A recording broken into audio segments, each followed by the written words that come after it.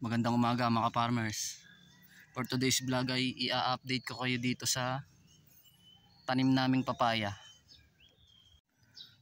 Tara, lapitan natin mga farmers. Papakita ko sa inyo itong mga to. Kung makikita nyo mga farmers, nagsimula na silang mamunga. Magsi 6 months na ngayong July. At yung puno niya, mababa pa yung puno niya. Hindi pa gaano kataasan pero namunga na. Ayan, may mga na. 1, 2, 3. Marami-rami na yan.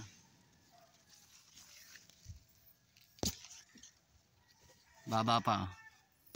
Mga nasa 4 feet. Ay nagsimula na silang mamunga.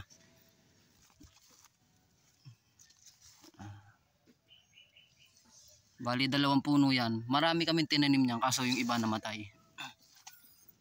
Hindi kinain sobrang init.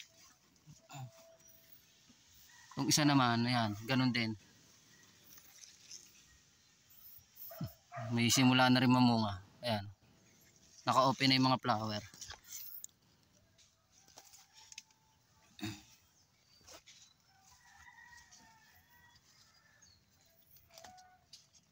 Ayan mga farmers sa harapan. Halos 4 feet lang din yan eh. Baba pa mga puno nila.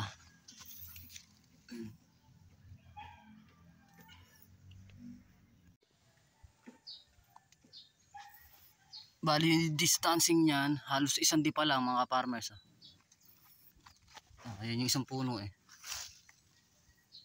Ito yung isang puno. Halos 1 di pa. Bago tinusukan dito yan ng kahoy.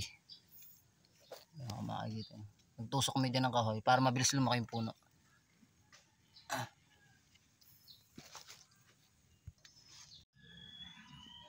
Tapos mga ka-farmers, every week ay nag-a-apply kami dyan ng fertilizer.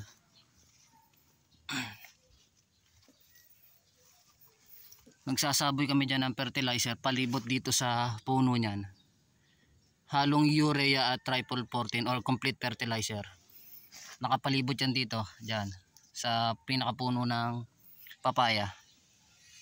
Every week yon. Tapos mas lalo ngayon kapag namumunga na sila, mas maganda, mas matapang na yung niya. I-apply natin fertilizer. Kasi mas kailangan ng papaya ng nutrients. Lalo't simula ng mamunga at yung bunga lumalaki na.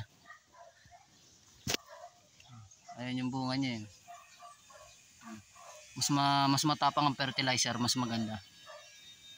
Lalo ganyan mumunga na sila. Napakababa pa niya, no? Pero nakakatuwa.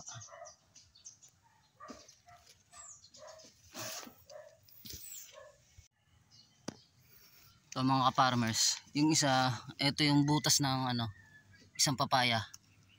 Lumaki na siya. Kaya pala yan, tinutusukan ng kahoy para mabilis makapamunga yung papaya. Ang tawag doon pagkakapon. Tsaka para mas mapadami pa yung bunga ng papaya. Kaya kinakapon yan.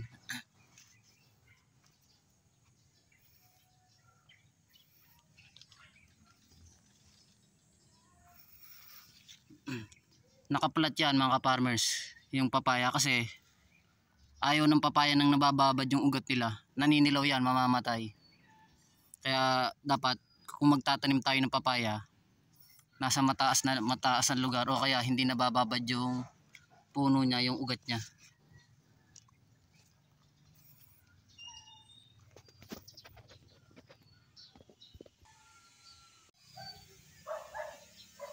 Ito mga ka-farmers, ito yung kasabayan niyang papaya na yan. Itong isang to. Nagkasakit nangulot. Pero kahit papano nakaka-recover na siya. Nagkasakit siya ng sobrang init. Nanilaw yung mga dahon, nangulot. Buti naman nung nagsisimula ng mag-uulan, naka-recover na. Sana makapamunga din. Katulad nitong kasabayan niyang dalawa. Para mas marami tayong maaani.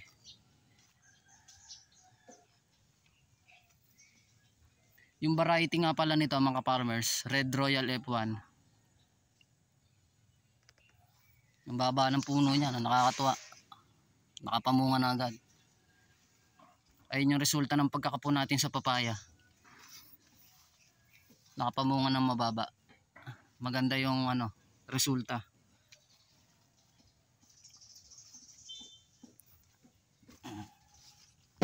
Yun lang muna siguro mga farmers.